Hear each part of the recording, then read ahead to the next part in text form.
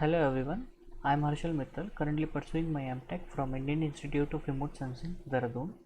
I am here to present a poster titled as Automatic Ship Detection Using CFAR Algorithm for Quadpole UAV SAR Imagery.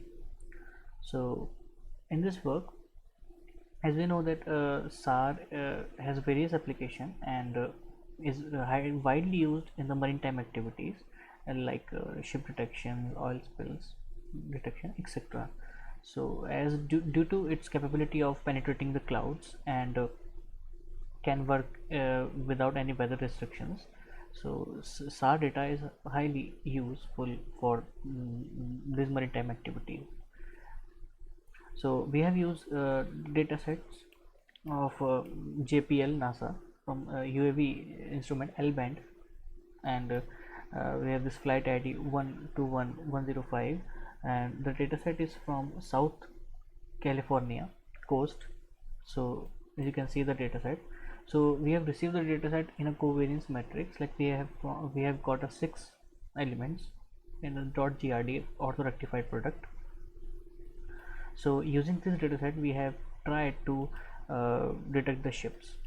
For this we have also used to mask the land area, we have also used a vector layer and a dam.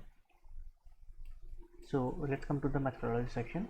uh, in land water masking we have used the approach that is shown in the flowchart, like we have improved the trust data, that is our input file, and we have created the shape file using the extent of the data, and we have imported that vector layer GSHG vector layer, and using this we have computed the vector difference, and this vector difference has been rasterized in ones and zeros, where one has goes to the sea area and 0 goes to the land area. And after we compute the raster multiplication, in which there is a multiplication between two raster file, that is, one is the input raster file and one with the computed raster file. So in this we have computed raster land mask, but we found that there is some reason that has not been covered in that vector area, so we have used dam also to remove that area. So dam is also in the same way we have used dam to create the land mask.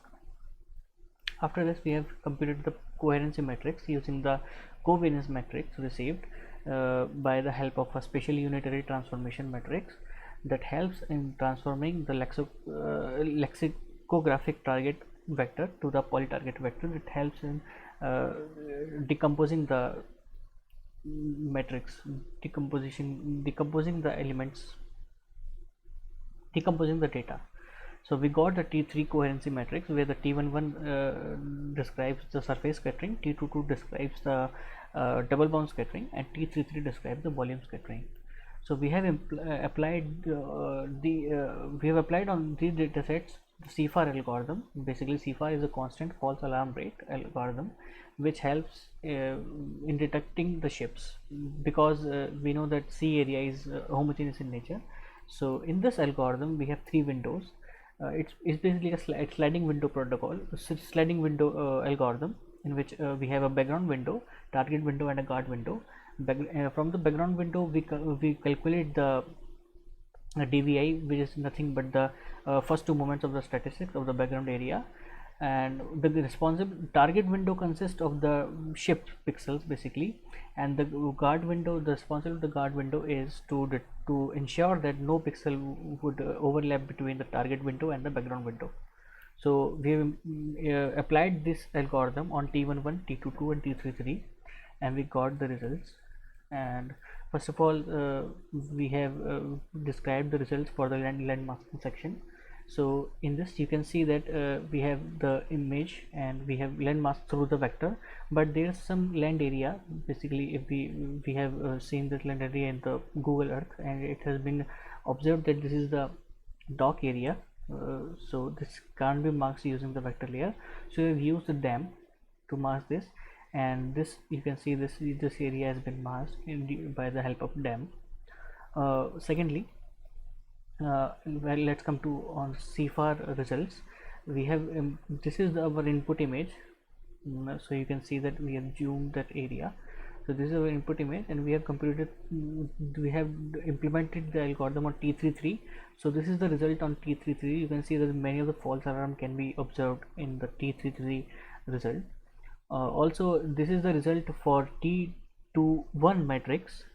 Basically, it improves the results by the T33 matrix, that is volume scattering. But there are some, you can see when you zoom it, there are some less, like shape is not perfectly detecting in the T11 due to less threshold, less amplitude threshold computation. But when we talk about double bounce, that is T22, it describes the shape very precisely using the CFAR algorithm. So this is our result obtained, that in all the three matrices, like single bounce, double bounce, and the volume scattering. So we observed that double bounce has shown the great result due to the due to double bounce scattering refers to that precisely take the ships out from the background area. Volume scattering, and due to some ambiguities, there must be some scattering that has been shown in the volume scattering. So there must the CFAR algorithm shows a false alarm for that. So this is our conclusion. Like for any ship detection technique, there are two major tasks. Like first one, how precisely we mask the land area, and for this polarimetric concept, that what crucial information can we can derive from the polarimetry to ensure our best result for the ship detection. So in this study, we have found that using DAM, we can achieve a precise land mask, and also with the help of generating a coherency matrix, double bounce scattering shows the better results other than T33 or T11. Thank you for lending me your ears. I'm open to questions. Thank you.